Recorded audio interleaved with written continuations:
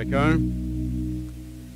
C'est bon, pas de vous voir, mais au moins d'être ici pour vous adresser la parole. Mon nom est Gilles Farley, je suis un des pasteurs à l'Église.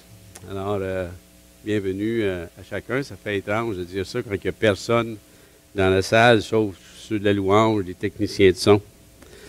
L'année passée, c'est moi qui ai apporté le discours le dernier dimanche de l'année.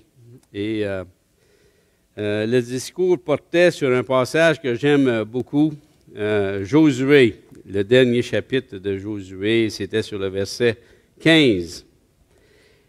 Et je vais vous le lire.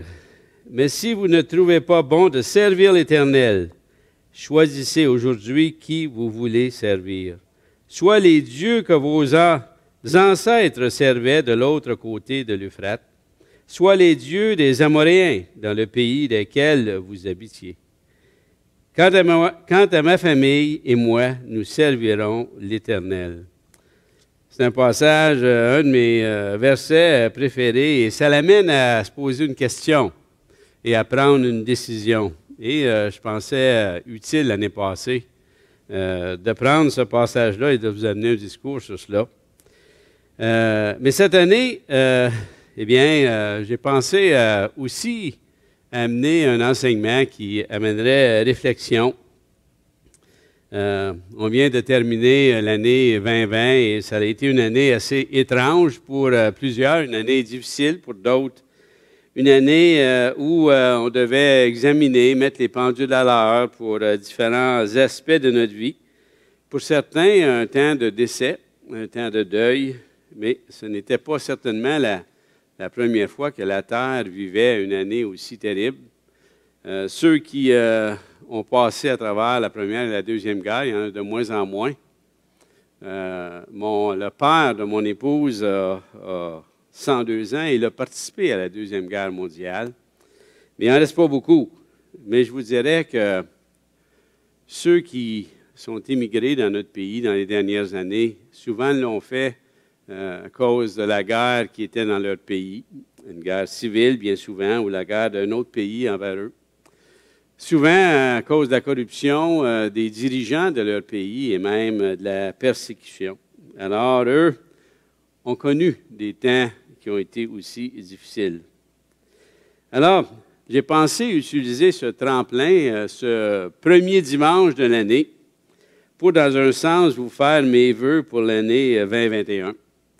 Les chants qu'on a eus, c'était aussi des chants qui vous partageaient, communiquaient des vœux. Si vous cherchez sur Internet quelle sorte de vœux vous pouvez faire, si vous manquez d'imagination, eh bien, il y en a des vœux classiques, il y en a qui sont pour la famille, il y en a qui sont pour une amie, un ami. Il y a même des vœux qui sont un poème.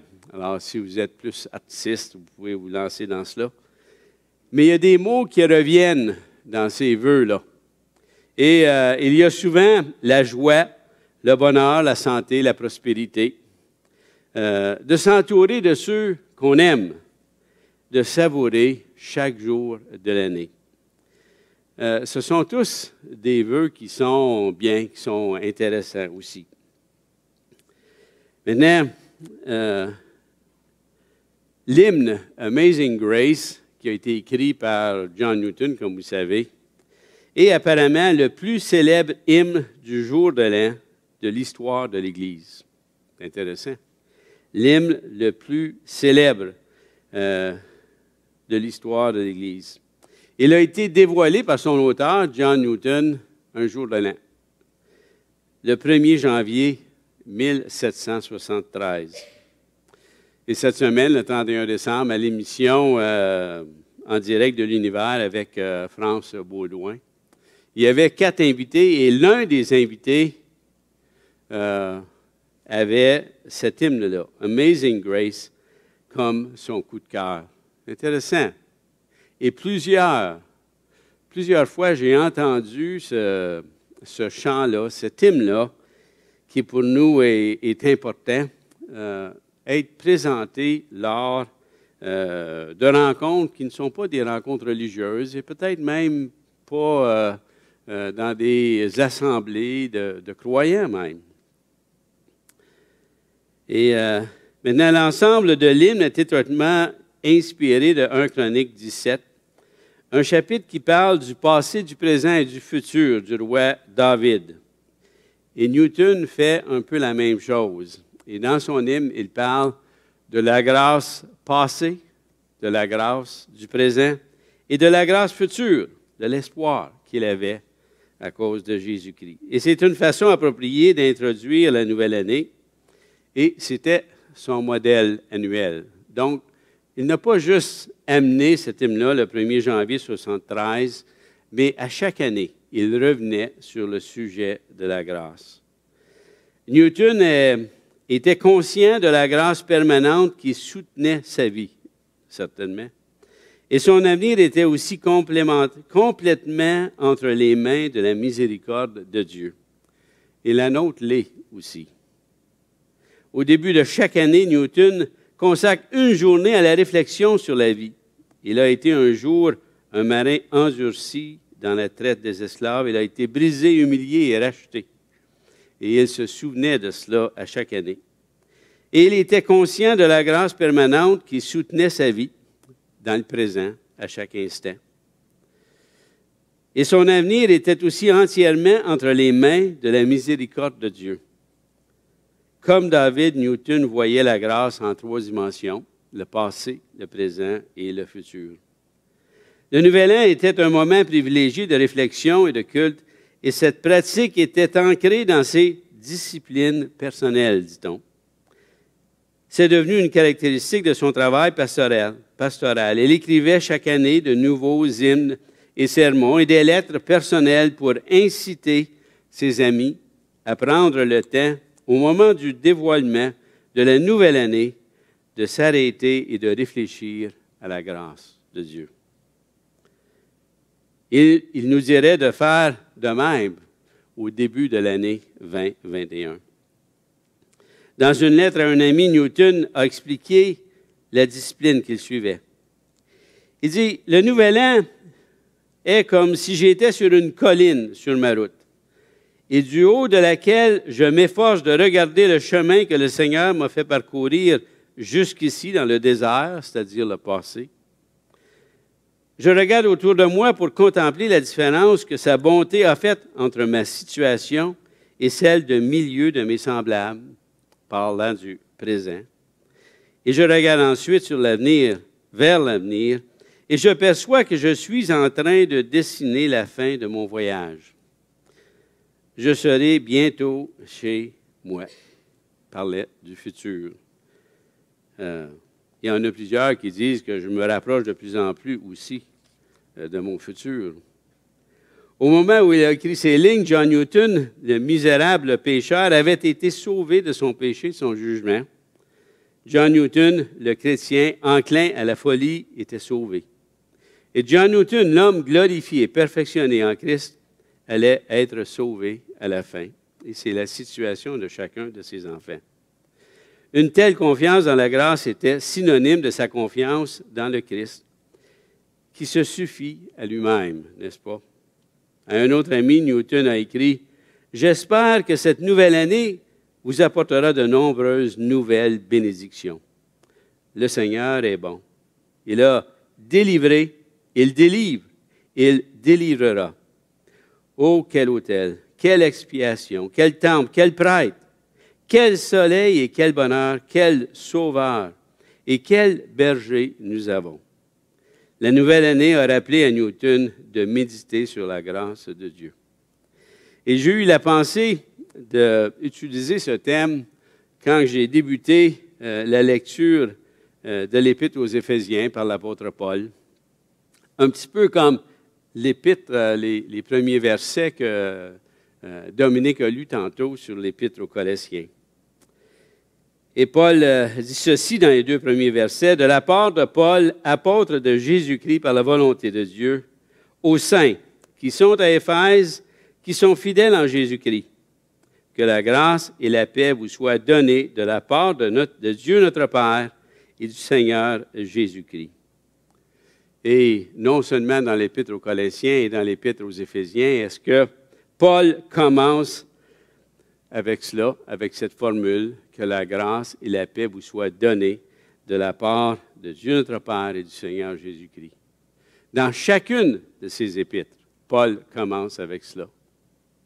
Et dans chacune de ces épîtres, Paul termine, après qu'il a remercié, donné ses salutations, il va terminer avec la phrase « Que la grâce du Seigneur Jésus soit avec vous ». C'est intéressant, dans chacune de ces épîtres, il va mentionner la grâce et la paix. La grâce. Et là, je me suis demandé, bien, qu'est-ce que les gens comprennent concrètement de la grâce de Dieu?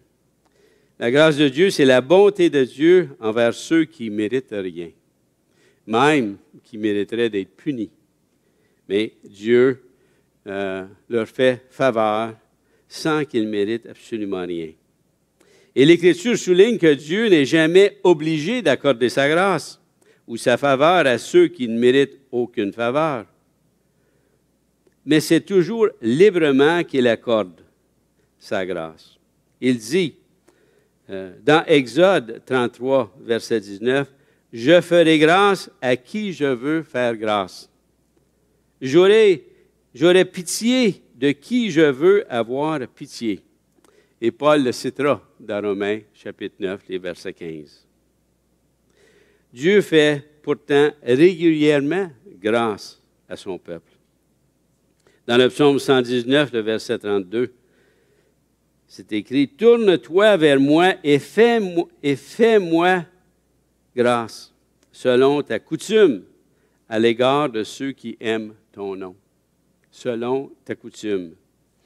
Et Pierre, dans son épître, la première épître, au chapitre 5, verset 10, dira que Dieu de toute grâce, c'est Dieu qui est l'auteur de toute grâce, c'est lui qui fait grâce. Mais pour comprendre la grâce de Dieu, il faut un peu retourner en arrière, à la chute de l'être humain. Ce qui est écrit dans Adam et Ève, où on voit Ève et Adam qui désirent être l'égal de Dieu et pêchent. Et il y a une condamnation qui leur est faite, une conséquence de leur désobéissance. Ils seront séparés de Dieu. Ils devaient subir la mort, selon la condamnation dans Genèse chapitre 3. De même, aujourd'hui, les êtres humains, comme moi, comme vous, comme ceux qui nous écoutent ou bien qui sont dans cette salle, ils s'exposent à la colère de Dieu et à la punition éternelle. Et Romains 3, 23 nous dit que le salaire du péché, c'est la mort. Donc, dans un sens, chacun de nous ici, vivants, nous ne mériterions pas d'être vivants, mais nous mériterions d'être morts. Donc, la vie, c'est une grâce de Dieu. Maintenant, comment Dieu peut-il continuer à accorder des bénédictions à des pécheurs qui ne méritent rien d'autre que la mort? Comment est-ce qu'on pourrait répondre à cela? Et la réponse nous vient de la parole de Dieu et ça s'appelle la grâce commune. C'est une grâce qui est donnée de la part de Dieu à tous les hommes, pas juste les croyants, mais à tous les hommes, à tous les êtres de cette humanité. Et c'est d'innombrables bénédictions qui sont données quotidiennement à chaque jour. Ma mère le disait un petit peu plus simplement. Elle disait, quand il pleut, après avoir eu un temps où on avait manqué de pluie, elle disait, « Vois-tu, regarde, il pleut pour le bon comme pour le méchant. » Eh bien, parmi les exemples de la grâce commune, on peut parler de la vie que nous avons, comme j'ai mentionné tantôt. Au niveau intellectuel, on peut parler aux capacités des hommes de saisir une part de la vérité. Ils ne saisissent pas peut-être Dieu, notre Créateur, le besoin d'un sauveur, mais ils sont dotés d'une intelligence, d'une compréhension remarquable de certaines choses. Et ça leur permet de faire des avancées au niveau de la science, de la technologie, qui nous bénéficient. Et ça, c'est la grâce de Dieu. Si on regarde comment on décrit Satan, on pourrait dire que c'est le plus grand des menteurs, c'est le meurtrier, c'est celui qui veut rien de bien. Mais la grâce commune permet à des hommes de ne pas être aussi mauvais qu'ils pourraient l'être. Selon Romains, chapitre 2, 14, 15, Dieu a donné à chacun des hommes une conscience. La loi est comme écrite sur leur cœur. C'est ainsi qu'on instaure des lois, des coutumes dans nos pays qui, bien souvent, ressemblent à des enseignements, des principes bibliques, soit sur la famille, sur le mariage, sur la vie humaine. Et je suis conscient que de plus en plus, ces principes-là sont attaqués, n'est-ce pas? Mais ils étaient quand même là, cause de la grâce commune. Et c'est encore à cause de la grâce commune si nous, ici au pays, nous avons une certaine liberté encore. Dieu accorde des talents considérables dans le domaine des arts, de la musique, c'est la grâce commune.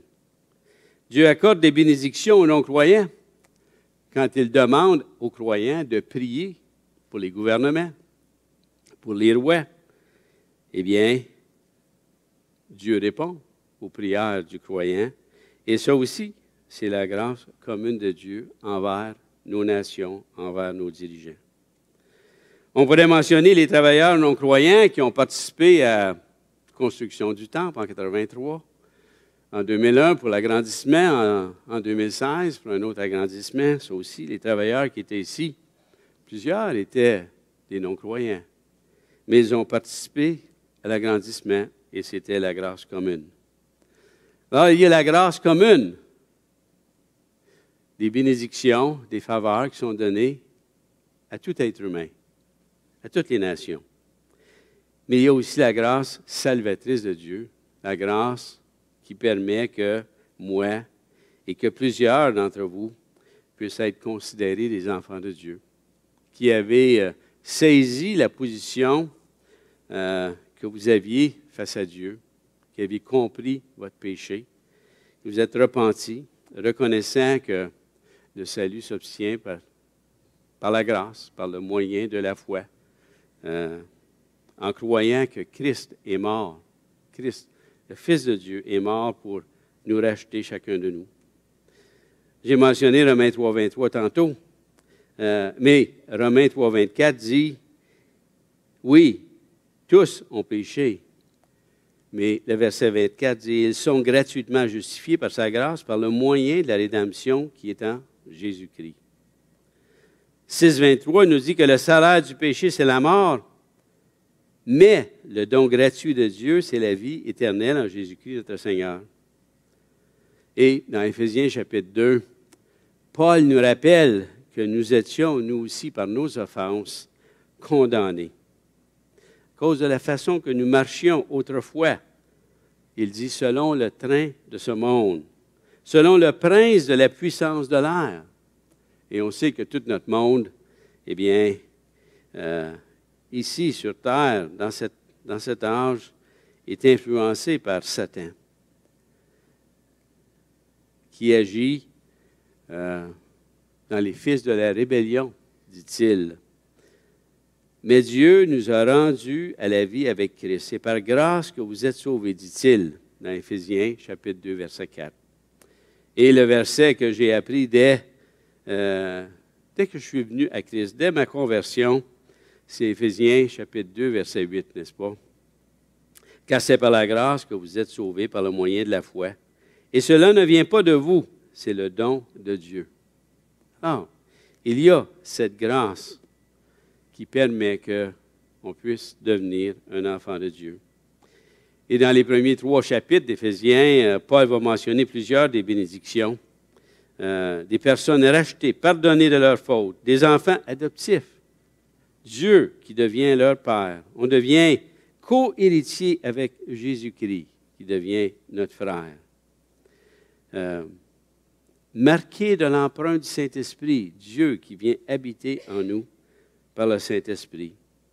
Ressuscité en Christ. Un nouvel homme, nouvelle créature. Un cœur de pierre changé, un cœur qui est capable d'être sensible, compatissant. Concitoyen des saints, membres de la famille. libres de nous approcher de Dieu en tout temps, en toutes circonstances. Et Dieu qui, par Christ, habite dans nos cœurs. Lorsque nous jouissons, nous recevons Christ comme notre sauveur personnel, ce sont des bénédictions qui sont instantanées. Mais il n'y a pas que la grâce commune et la grâce qui donne le salut en Jésus-Christ, c'est-à-dire le pardon de nos péchés, qui est là à chaque jour et qui continue de l'être. Je dois dire que souvent, je l'oublie. Parfois, il me semble que je suis sauvé par grâce, pas de difficulté à le croire, mais que ma marche en obéissance aux enseignements de Dieu dépend de mes propres forces, de mes propres moyens, de mes propres œuvres, et j'oublie la vérité. Il semble que la vie chrétienne est pénible, difficile, et la joie disparaît assez vite. Mais les Écritures nous enseignent que c'est un mensonge. C'est faux. Si nous sommes sauvés par grâce, c'est aussi par grâce que nous marchons en obéissance au Seigneur. Ce n'est pas par mes forces. Et au verset 2 de l'Épître aux Éphésiens, chapitre 1, Paul fait référence à la grâce commune dont nous bénéficions encore aujourd'hui, à chaque jour. Il fait référence à la grâce salvatrice qui nous a régénérés de la mort que nous étions. Mais il fait aussi référence au fait que nous sommes une nouvelle créature, un co-héritier, un enfant adoptif de Dieu le Père. Et si la grâce qui nous donne le salut en Christ est une grâce irrésistible, efficace pour l'appel de Dieu, c'est une grâce qui s'opère au moment de notre salut. Je n'ai pas besoin de revivre la grâce salvatrice de Dieu à chaque jour. Mais la grâce commune, elle est nécessaire et présente parmi nous. Et de même, la grâce de Dieu est nécessaire pour que je marche en obéissance à Christ et que je sois transformé de plus en plus à son image. La grâce de Dieu est nécessaire et accessible à chacun de nous pour tout le temps que nous sommes sur cette terre.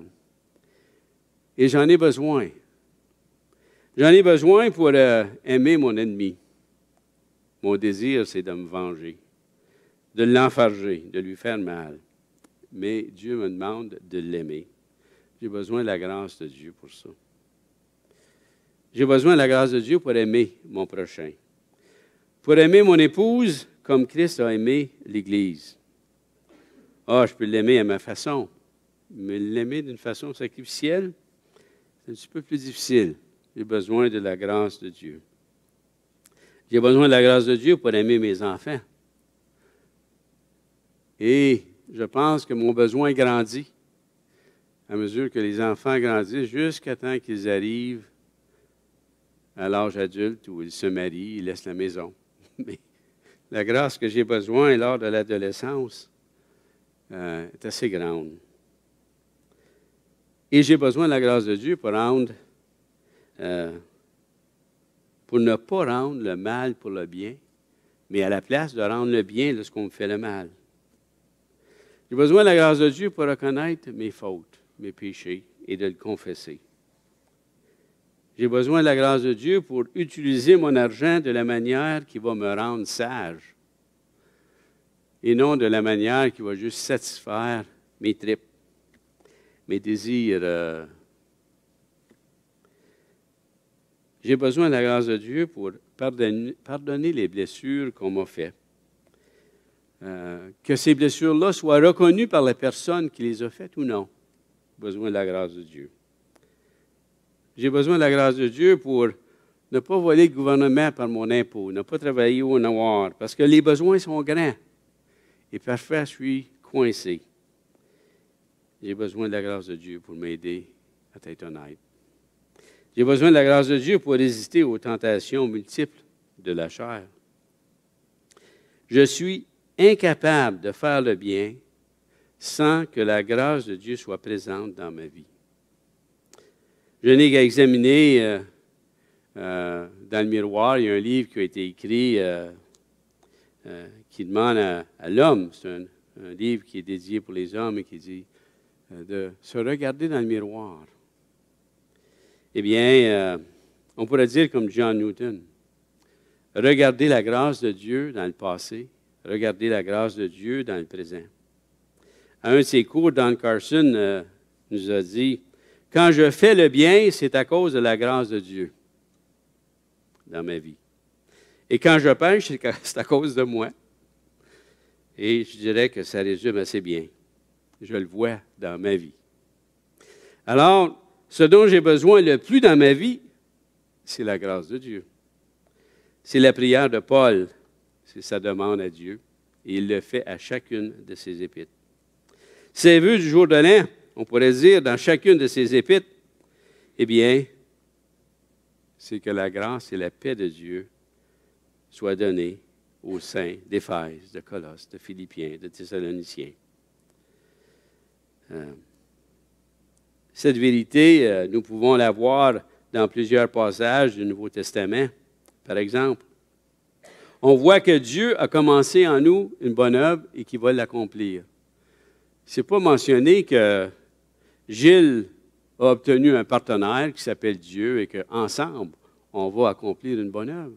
Non, c'est marqué que Dieu a débuté en moi une bonne œuvre pour que Dieu la continue. C'est la grâce de Dieu. On voit que c'est lui qui nous donne le désir, la volonté, la capacité d'accomplir ses œuvres et de le faire avec joie à cause de l'espoir que nous avons. Oui, ce n'est pas parce que j'ai moi-même une capacité, un désir. C'est Dieu qui nous donne le désir, la volonté. Dans Éphésiens chapitre 2, verset 10, ça dit que c'est Dieu qui prépare les œuvres qu'on aura à accomplir. C'est Dieu qui les prépare afin que nous les pratiquions. Imaginez-vous. Dans Philippiens chapitre 2, versets 12 à 13, on nous dit que oui, on doit travailler à notre salut avec crainte et tremblement, mais que c'est Dieu qui produit en nous le vouloir et le faire selon son bon plaisir. Quel crédit est-ce que j'ai quand j'accomplis une bonne œuvre? Dans 1 Pierre, chapitre 1, les versets 6 et 9, on parle de l'héritage qui ne peut être détruit. Mais cet héritage, cet espoir, comme on a chanté dans les chants, elle a un impact ici sur terre. C'est elle qui me donne la joie de persévérer devant des obstacles. C'est elle qui me donne la joie, même dans la souffrance, de continuer et de parler de mon Sauveur. Et dans chapitre 2, Corinthiens, chapitre 3, Paul nous rappelle que c'est lui qui équipe l'ouvrier pour l'œuvre du ministère. C'est lui qui accomplit ces choses. Pierre déclare que toutes les bénédictions que nous connaissons ici-bas sont en fin de compte imméritées. Elles nous sont tous données par grâce. C'est la grâce de Dieu. Le Dieu de toute grâce, qui vous a appelé en Jésus-Christ à sa gloire éternelle, après que vous aurez souffert un peu de temps, vous perfectionnera lui-même, vous affermira, vous fortifiera, vous rendra inébranlable. À lui soit la puissance au siècle des siècles. Amen. Quelle est donc la part que j'ai dans tout cela? Quelle est ma part? Quelle est votre part?